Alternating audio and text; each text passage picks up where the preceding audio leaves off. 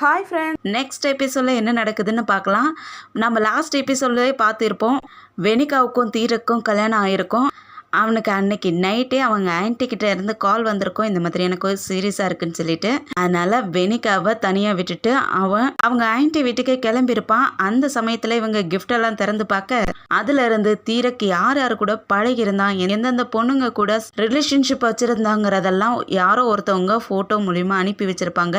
அதனால் டவுட் பட்ட நம்ம வெனிகா அவனுக்கு கால் ட்ரை பண்ணால் அவன் கால் அட்டன் பண்ணல. அதனால் ஆன்ட்டிக்கு கால் பண்ண அவங்க அட்டன் பண்ணிவிட்டு தீரக்கு இங்கே வரவே இல்லைன்னு சொல்லியிருப்பாங்க. அதனால் நம்ம வெனிகாவுக்கு அவன் மேலே டவுட் வந்திருக்கோம். அதனால் காலையிலேயே அவங்க கார் எடுத்துகிட்டு கிளம்பியிருப்பாங்க. அதோடு தான் முடிஞ்சிருந்துச்சு இல்லையா. இந்த எபிசோட் ஸ்டார்டிங்லேயே அவங்க டேரெக்டாக அந்த ஆன்ட்டியோடைய ஃப்ளாட்டுக்கு கீழே தான் வந்து இறங்குறாங்க. அப்போ வாட்ச்மேன்கிட்டையும் கேட்குறாங்க, இந்த மாதிரி தீரக்கு இங்கே வந்தானான்னு கேட்குறதுக்கு அவர் எதுவுமே எனக்கு தெரியாதுமா அப்படின்னு சொல்லிடுறாரு. அதனால் உள்ளே போய் செக் பண்ணி பார்க்கலான்ட்டு உள்ளே போகிறாங்க. காலிங் பெல்லை அழுத்தவும் ஆன்ட்டி தான் டோரை ஓப்பன் பண்ணுறாங்க. அப்போ தீரக்கும் அவனுடைய ரூமில் இருந்து வந்துட்டு யார் வந்திருக்காங்கன்னு கேட்டுக்கிட்டே வரான். அங்கே நம்ம வெனிகா வந்திருக்காங்க. அவங்கள பார்த்துட்டு அப்படியே ஷாக் ஆகிடுறாங்க. இவங்களுக்கே ஷாக் தான், இவன் இங்கே இருக்க மாட்டான்னு நினச்சிட்டு தான் அவங்களே வந்தாங்க. அதனால் அவனை அப்படியே முறைச்சி பார்த்துக்கிட்டே போகிறாங்க. ஆன்ட்டியும் பேச்சு கொடுத்துக்கிட்டே அதெல்லாம் ஒன்றும் இல்லை, வாமா வந்து சாப்பிடு அப்படின்னு சொல்லிட்டு உள்ளே கூட்டிகிட்டு போகிறாங்க. அப்போ வெனிகா கேட்குறாங்க, லாஸ்ட் நைட்டு தீரக்கு இங்கே தான் தூங்கிக்கிட்டு இருந்தானான்னு கேட்குறாங்க. அதுக்கு அந்த ஆன்ட்டியும் ஆமாம் இங்கே தான் தூங்கினான்னு சொல்கிறாங்க. உடனே தீரக்கிட்ட வெனிகா கேட்குறாங்க, உண்மையை சொல்லு, நீ எங்கே போயிருந்த, உண்மையை சொல்லுன்னு கேட்குறதுக்கு ஆன்ட்டிக்கு ஒன்றுமே புரியல. என்னாச்சு, எதுக்காக இந்த மாதிரி பேசுகிற, அவன் எங்கே போயிருந்தான்னு கேட்குறதுக்கு லாஸ்ட் நைட்டு உங்களுக்கு உடம்பு சரியில்லைன்னு சொல்லிட்டு தான் இங்கே வந்தான். ஆனால் நான் கேட்குறப்ப நீங்கள் நல்லா தான் இருந்திருக்கீங்க, உங்களுக்கு ஒன்றும் ஆகலை, அவனும் அந்த டைமில் இங்கே இல்லை. அப்போனா நீ எங்கே போயிருந்த தீரக், சொல்லு, உண்மையை சொல்லுன்னு கேட்டுட்டு அவங்க நைட்டில் ஃபோட்டோஸ் எல்லாம் எடுத்து வச்சுருந்துருப்பாங்க இல்லையா, அந்த ஃபோட்டோஸ் எல்லாம் எடுத்து காட்டுறாங்க. இது எல்லாமே உன்னோட கேர்ள் ஃப்ரெண்ட்ஸு, யாரோ எனக்கு இது கிஃப்டாகவே அனுப்பி வச்சுருக்காங்க அப்படின்னு சொல்லிட்டு அவங்ககிட்டையும் காட்டுறாங்க, ஆன்ட்டிக்கிட்டையும் காட்டுறாங்க. ஆன்ட்டியும் அதை பார்த்துட்டு செம்மையாக ஷாக் ஆகிடுறாங்க. என்னடா இது, என்ன பண்ணி வச்சுருக்கேன்ட்டு நம்ம வெனிகாவை சமாதானப்படுத்திக்கிட்டு இருக்காங்க. இதெல்லாம் எதுவும் நினச்சிக்காதம்மா, இதெல்லாம் அவனுடைய பாஸ்ட்டு தான், முதல்ல அப்படி தான் இருந்தான், அதுக்கப்புறம் உன்னை பார்த்ததுக்கப்புறம் இப்போ நல்லா தான் இருக்கான், எந்த பிரச்சனையும் இல்லை. எனக்கு தெரியும் நீ ரொம்ப நல்ல பொண்ணு, உன்னை மாதிரி பொண்ணு இவனுக்கு கிடைக்கிறது ரொம்ப பெரிய கஷ்டம். நான் உண்மையாலுமே அவன் லைஃப்பில் இப்போ அந்த பொண்ணுங்கள்லாம் கிடையாது, அதெல்லாம் அவனுடைய பாஸ்ட்டுன்னு சொல்லி நம்ம வெனிகாவை சமாதானப்படுத்திகிட்டு இருக்காங்க.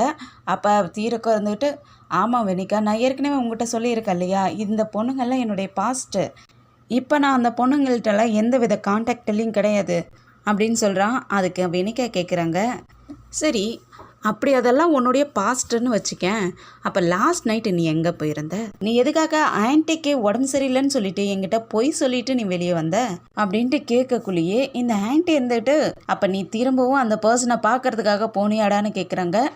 வெனிகாவுக்கு ஒன்றும் புரியல, முழிக்கிறாங்க, என்ன இவங்க பேசுகிறாங்க அப்படின்ட்டு.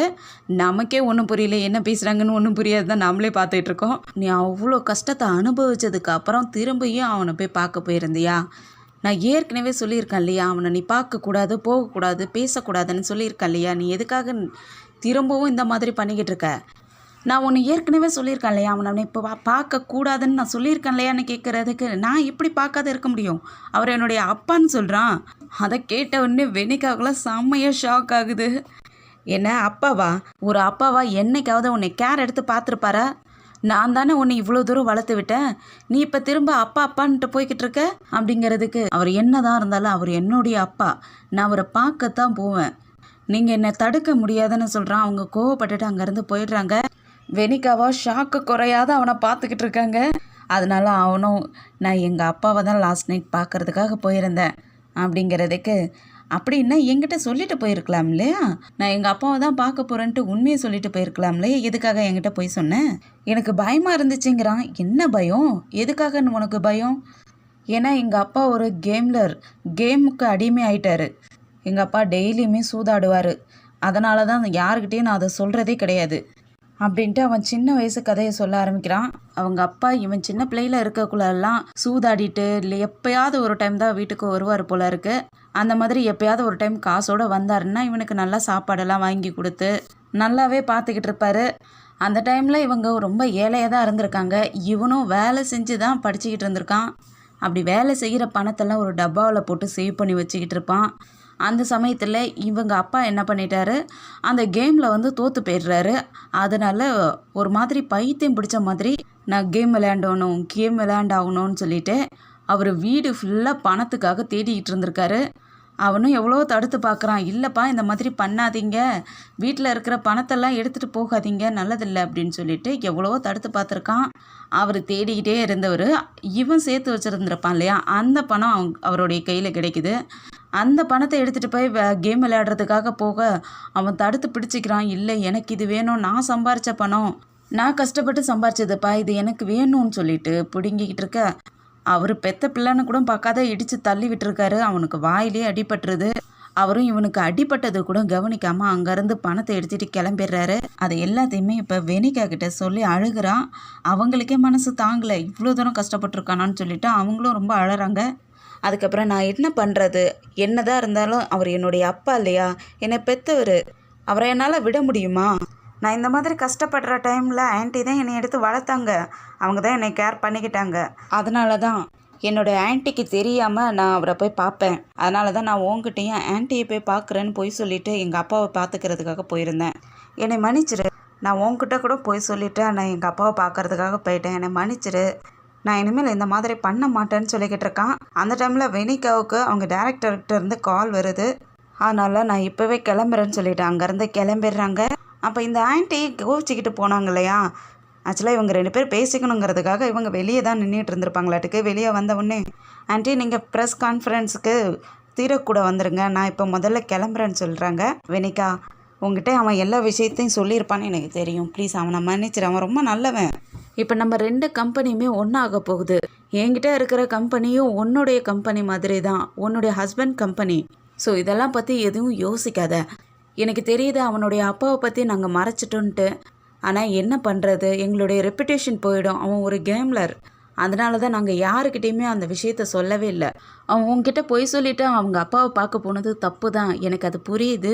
ஆனால் இருந்தாலும் அவன் ரொம்ப நல்ல பையன்பா, அவனை விட்டுடாத அப்படின்னு சொல்லிட்டு ஆஸ் எ உமனாக நான் எப்போயுமே உன் பக்கம்தான் இருப்பேன்னு சொல்கிறாங்க.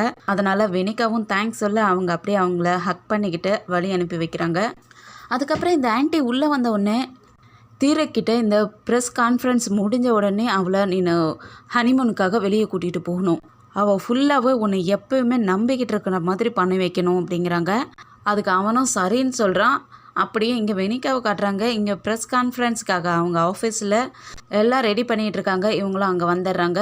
அந்த சமயத்தில் இந்த அசிஸ்டண்ட் இருந்துக்கிட்டு அவங்களுக்கு மேரேஜ் ஆகிடுச்சு இல்லையா, ஃபஸ்ட் நைட்டுங்கிற மாதிரி அவங்களுக்கு கொஞ்சம் கிண்டல் பண்ணுற மாதிரி பேச அவங்க நைட்டு ஃபுல்லாகவே செம்ம கோவத்தில் இருந்திருப்பாங்க. இவளும் கிண்டல் பண்ணுறதால செம்ம கோவமாயிட்டு, நீங்கள் விளையாடுறதுக்கு இது ஒன்றும் உன்னுடைய வீடும் கிடையாது, நான் ஒன்றும் உன்னுடைய ஃப்ரெண்டும் கிடையாது, ஸோ வாயை மூடிட்டு வேலையை மட்டும் பாருன்னு சொல்லி திட்டி விட்டுறாங்க. இவங்க கோவமாக இருக்கிறத பார்த்த நம்ம டேரக்டரும் இவங்க பின்னாடியே வந்துட்டு, என்னாச்சு இவ்வளோ கோவமாக இருக்க, எதுவும் பிரச்சனையா, உங்கள் 2 பேத்துக்குள்ளே எதுவும் மிஸ் அண்டர்ஸ்டாண்டிங் நடந்துச்சா அப்படின்ட்டு கேட்க அவங்க இல்லைங்கிற மாதிரி சொல்கிறாங்க. ஆனால் இருந்தாலும் அவங்களுக்கு நல்லா தெரிஞ்சிருது ஏதோ பிரச்சனை நடந்திருக்குண்டு. அதனால் நீங்கள் 2 பேரும் ஹனிமூன் போங்க, அதுக்கப்புறம் தான் உங்களுக்கு இந்த பிரச்சனை எல்லாம் தீரும் அப்படின்ட்டு இவங்க ஐடியா கொடுக்குறாங்க. அப்போ இவங்க பேசுகிறதெல்லாம் இந்த அசிஸ்டன்ட் திரும்பவும் ஒட்டு கேட்டுக்கிட்டு இருக்கா.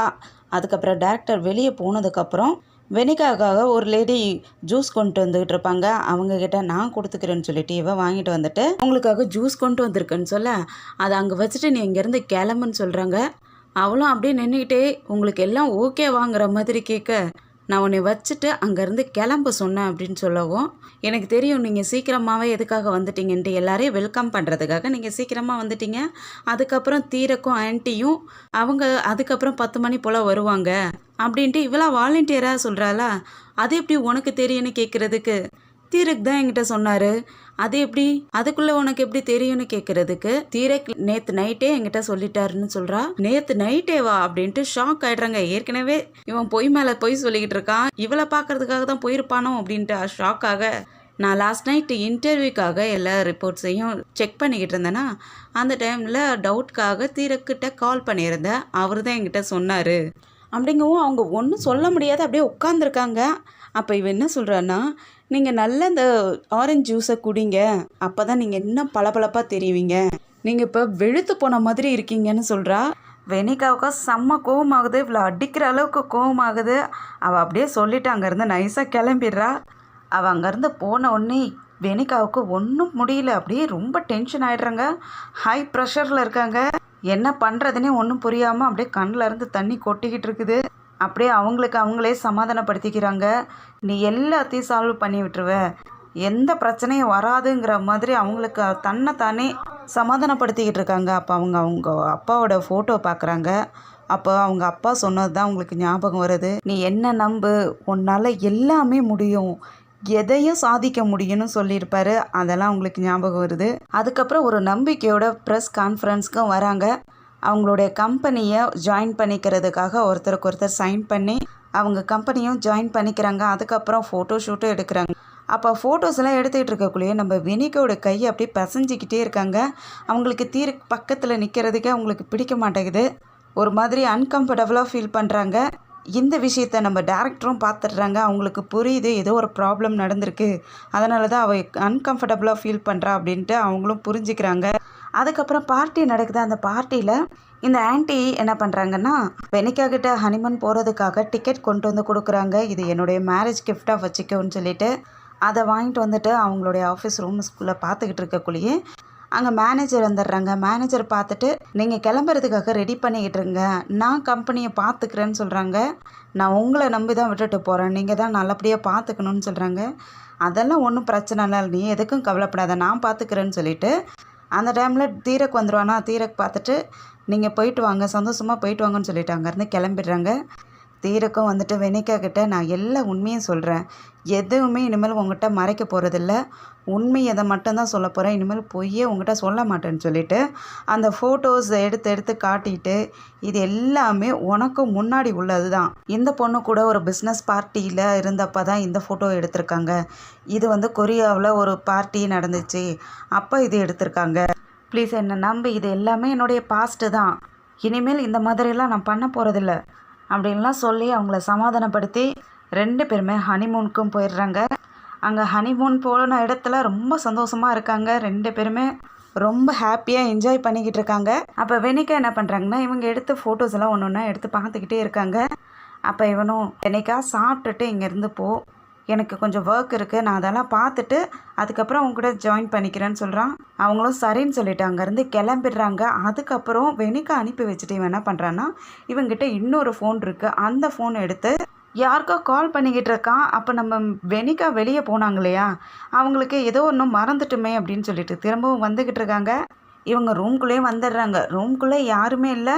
அவங்க தேடி வந்த பொருளை எடுத்துக்கிட்டு இருக்கக்குள்ளேயே அவனுடைய ஃபோன் அங்கே தான் இருக்குது. ஆனால் ஹலோன்னு தீரக்கோட சத்தம் கேட்குது. யாருக்கிட்டேயும் ஃபோனில் பேசிக்கிட்டு இருக்கான், ஆனால் ஃபோன் இங்கே இருக்குது. வெனிகாவுக்கு பார்த்த உடனே ஷாக் ஆகிடுது. அவனும் யாருக்கிட்டேயோ காலில் சாரி, நான் உங்ககிட்ட கொஞ்ச நாளாக பேசலை, நான் இப்போ கொஞ்சம் பிஸியாக இருக்கேன் அப்படின்ட்டு நான் உன்னை ரொம்ப மிஸ் பண்ணிக்கிட்டு இருக்கேன்லாம் பேசிக்கிட்டு இருக்கான். அவன் பேசிக்கிட்டு இருக்கிற இடத்துக்கு வந்து பார்க்குறாங்க. இவன் அந்த சைடு திரும்பி இருக்கிறதால வெனிகாவை இவன் பார்க்கல. அப்படியே பேசிக்கிட்டே திரும்பி வருவானா. அப்போ வெனிகாவும் உள்ளே ஓடி போயிடுறாங்க. உள்ளே ஓடி போனவங்க ஒரு டோரை வேகமாக சாத்தி விட்டுட்டு அந்த சைடு ஓடி போயிடுறாங்க. இவனுக்கு டவுட் ஆகிடுது, யாரோ உள்ளே வந்திருக்காங்க அப்படின்ட்டு வெளியே வந்து அப்படியே செக் பண்ணிக்கிட்டு இருக்கான். யாருமே இல்லை. அதுக்கப்புறம் நான் உங்ககிட்ட அப்புறமா கால் பண்ணுறேன்னு சொல்லிட்டு அங்கேருந்து கிளம்பிடுறான். வெனிகா உள்ளே தான் ஒளிஞ்சிருப்பாங்க போல இருக்குது. நம்ம மெனி பண்டாவோ சாவோ இவங்கெல்லாம் வெனிகா அனுப்பி வைக்கிற ஃபோட்டோஸ் எல்லாம் பார்த்து ரொம்ப ஹாப்பியாக இருக்குது அவங்கள கிண்டல் பண்ணி சும்மா பேசிக்கிட்டு இருக்காங்க. அந்த சமயத்தில் நம்ம மெனிக்கு டேரக்டர்கிட்ட இருந்து கால் வருது. என்னாச்சுன்னு கால் அட்டன் பண்ணி கேட்டால் அவங்க நான் அந்த ஜாப்ல இருந்து குயிட் பண்ணிக்கலான்னு யோசிக்கிறேன்னு சொல்கிறாங்க. அதை கேட்டவுடனே அவங்க ஷாக் ஆகிடுது.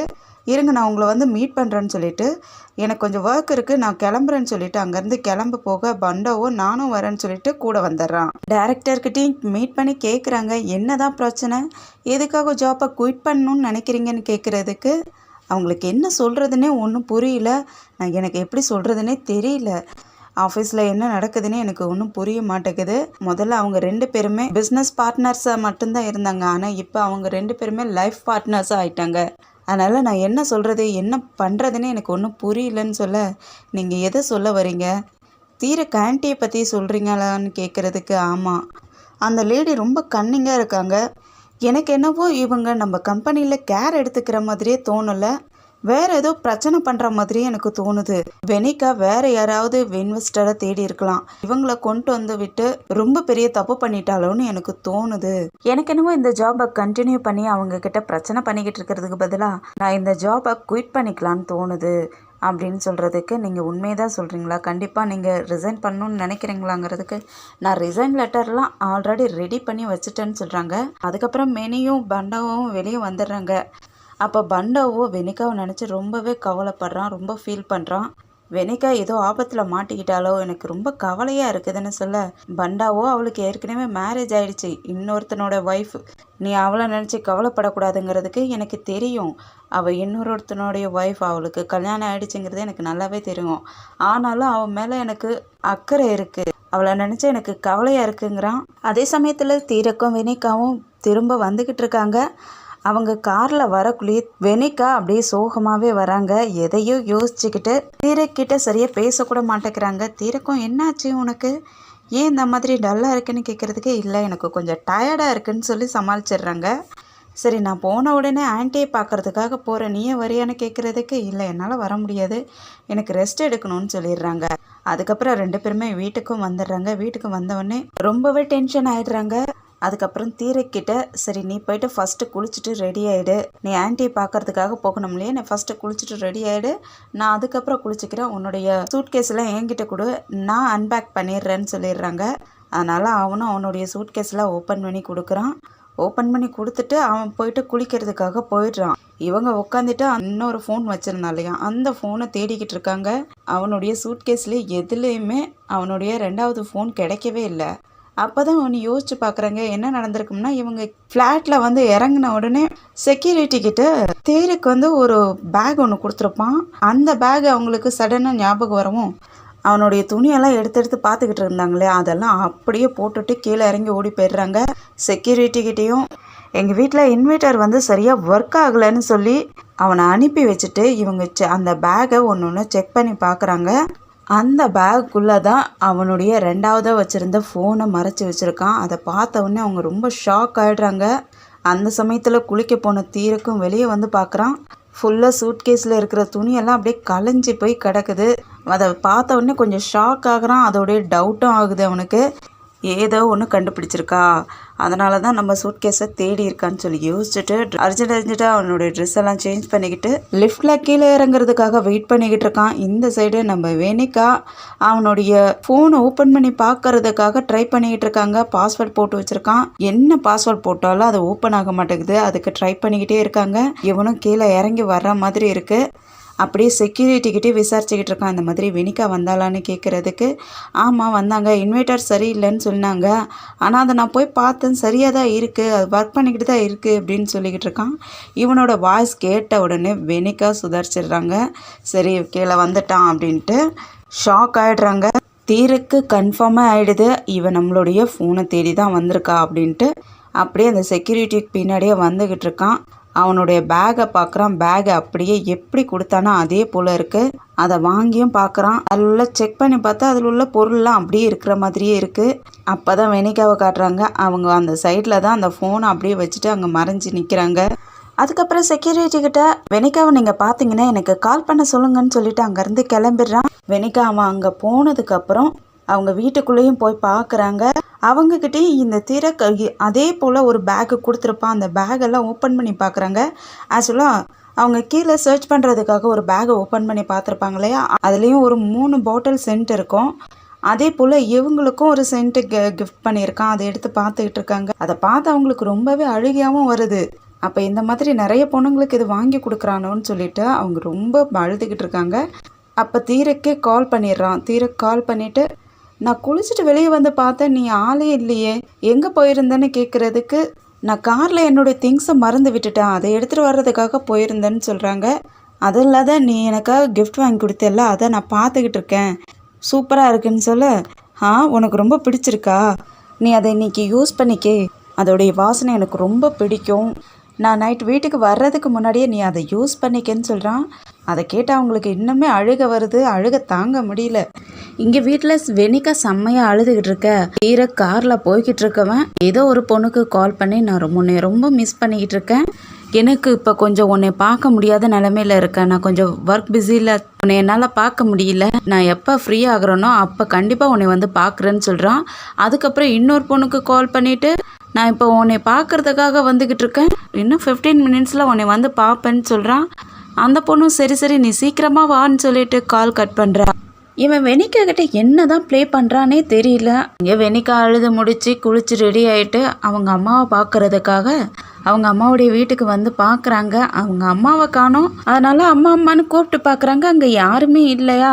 அப்போ கிச்சனுக்குள்ளே பார்த்தா பண்டாவோ சிங்க் பைப்பை சரி பண்ணிக்கிட்டு இருக்கான். அதை பார்த்துட்டு உள்ளே போயிட்டு என்னாச்சு பண்டாவோ என்ன பண்ணிக்கிட்டு இருக்கேன்னு கேட்குறதுக்கு சிங்க் பைப் அடைச்சிக்கிச்சு அதை தான் சரி பண்ணிக்கிட்டு இருக்கேன்னு சொல்கிறான். ரொம்பவே தேங்க்ஸ் பண்டாவோ, நான் இல்லாத நேரத்தில் எங்கள் அம்மாவை நீ பார்த்துக்கிறேன்னு சொல்கிறதுக்கு. அதெல்லாம் ஒன்றும் பரவாயில்ல, அம்மா இப்போ வீட்டில் இல்லை, அவங்க பைப்பை வாங்குறதுக்காக கடைக்கு போயிருக்காங்கன்னு சொல்கிறான். நான் தான் பைப்பை ஃபிட் பண்ண போகிறேன்னு சொல்கிறான். நீ என்ன ப்ளம்பரா, உனக்கு எப்படி தெரியுங்கிறதுக்கு இல்லை அம்மா தான் சொன்னாங்க நீயே ஃபிட் பண்ணி கொடுத்துரு, நான் பைப் வாங்கிட்டு வந்து தரேன், நீயே ஃபிட் பண்ணி கொடுத்துருன்னு அம்மா தான் சொன்னாங்க. ஒருவேளை அவங்களுக்கு பயமாக கூட இருக்கலாம், தனியாக இருக்காங்கல்ல, ஒருவேளை அவங்க பயப்பட்டுருக்கலாம், அதனால கூட எனக்கு கால் பண்ணியிருக்கலாம். அப்போ நீ என்ன சொல்கிற, எங்கள் அம்மா எதாக இருந்தாலும் எனக்கு கால் பண்ணாத உனக்கு தான் கால் பண்ணிக்கிட்டு இருக்காங்களா? அப்போ இந்த வேலையில் எங்கள் அம்மாவுக்காக நீ தான் செஞ்சு கொடுக்குறியாங்கிறதுக்கு ஆமாம் அப்படிங்கிறதுக்கு அவங்க வரட்டும் நான் அவங்கள பார்த்துக்கிறேன்னு சொல்லிக்கிட்டு இருக்காங்க. உடனே பண்டாவோவும் சரி ஹனிமூன்லாம் போயிட்டு வந்தியே எப்படி இருந்துச்சு, அங்கேருந்து எனக்காக ஏதாவது வாங்கிட்டு வந்தியா, என்ன வாங்கிட்டு வந்த உடன்னு சொல்லி கேட்குறான். அப்போ உடனே நம்ம வெனிகாவுடைய முகம் மாறி போயிடுது, அப்படியே சோகமாயிடுறாங்க. இவனும் பதறி போயிட்டு என்னாச்சு, ஏன் உன் முகம் இப்படியா வாடி போயிருக்கு, எதுவும் பிரச்சனையா, இல்லை நான் கேட்டது எதுவும் தப்பாக கேட்டுட்டேனான்ட்டு அவன் பயந்து போக அப்படிலாம் ஒன்றும் இல்லைங்கிற மாதிரி தலையாட்டிட்டு அங்கேருந்து போக பார்க்குறாங்க. அவன் கை பிடிச்சிக்கிட்டு என்னாச்சுன்னு கேட்ட உடனே அவங்களுக்கு கண்ணெல்லாம் கலங்கிடுது. அதெல்லாம் ஒன்றும் இல்லை, நான் போயிட்டு அம்மாவை பார்த்துட்டு வரேன், பைப்பை வாங்குறதுக்காக போயிருக்காங்களா, நான் அவங்கள போய் பார்க்க போகிறேன்னு போகிறதுக்கு பண்டாவோ முன்னாடி வந்து நின்றுட்டு நீ நல்லா தானே இருக்க, என்னாச்சுன்னு கேட்ட உடனே அவ்வளோ நேரம் அவங்க அடக்கி வச்சுருந்த அழுகையை அப்படியே அழ ஆரம்பிச்சிடுறாங்க. பண்டாவோவை கட்டி பிடிச்சிட்டு அழுறாங்க. அவனும் ஹக் பண்ணிக்கிட்டு அவங்கள சமாதானப்படுத்துகிறான். அதுக்கப்புறம் அந்த சென்ட் பாட்டிலெலாம் எடுத்து வச்சுட்டு இந்த மாதிரி 2-3 சென்ட் பாட்டில் வாங்கி வச்சுருக்கான் தனியாக. அது இல்லாத அவங்ககிட்ட இன்னொரு ஃபோன் வேற வச்சுருக்கான். அவனை பற்றின ஃபோட்டோஸ் எல்லாம் எனக்காக அனுப்பி வச்சுருந்தாங்கன்னு சொல்லிட்டு அந்த ஃபோட்டோஸ் எல்லாம் எடுத்து காட்டுறாங்க.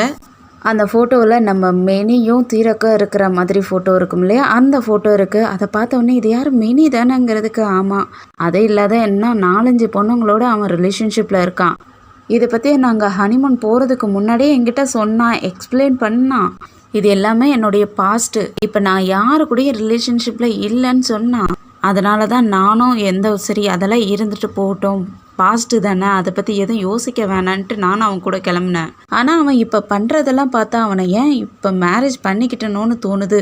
நான் அவசரப்பட்டு மேரேஜ் பண்ணிக்கிட்டேன், யோசிச்சிருக்கணும். அவன் இன்னொரு ஃபோன் வச்சு யாருக்கிட்டே பேசிக்கிட்டு இருந்தான், அதை நான் கேட்டேன். அது இல்லாத அந்த பொண்ணுங்களுக்கு இந்த சென்ட் பாட்டிலையும் வாங்கி வச்சுருந்துருக்கான் அப்படின்னு சொல்லிட்டு அவர் ரொம்பவே அழுதுகிட்டு இருக்காங்க. பண்டாவும் அவங்கள சமாதானப்படுத்துறதுக்காக ஒருவேளை நீ தப்பாக கூட புரிஞ்சிருக்கலாம், யாராவது ஒரு ரிலேட்டிவாக கூட இருந்திருக்கலாம் இல்லையா, அவன் ரிலேட்டிவ் கிட்ட பேசிக்கிட்டு இருக்கிறது கூட நீ தப்பாக புரிஞ்சுக்கிட்ட கூட இந்த மாதிரி யோசிக்கலாம், கொஞ்சம் தெளிவாக கேட்டு தெரிஞ்சுக்கலான்னு சொல்கிறதுக்கு அவனுக்கு அந்த அளவுக்குலாம் ரிலேட்டிவ்ஸ்லாம் கிடையாது, எனக்கு நல்லாவே தெரியும் அவனுக்கு ரிலேட்டிவ்லாம் கிடையாது அப்படின்ட்டு அழுதுகிட்டு நிற்கிறாங்க. பண்டாவும் பக்கத்தில் போயிட்டு நீ அப்படிலாம் யோசிக்காதன்னு சொல்ல, பண்டாவோ அது எப்படி எனக்கு வாங்கி கொடுத்த பர்ஃப்யூமே இன்னொரு பொண்ணுங்களுக்கும் வாங்கி கொடுக்குறான், அது எப்படி இவனால் பண்ண முடியுது அப்படின்ட்டு பண்டாவோ கையை பிடிச்சிக்கிட்டு ரொம்ப அழுதுகிட்டே சொல்லிக்கிட்டு இருக்காங்க. அந்த சமயத்தில் வெனிகாவோட அம்மா அங்கே வந்துடுறாங்க. வெனிகா வந்துட்டியா, ஹனிமூன்லாம் எப்படி போச்சு அப்படின்னு சொல்லிக்கிட்டே வந்துக்கிட்டு இருக்காங்க.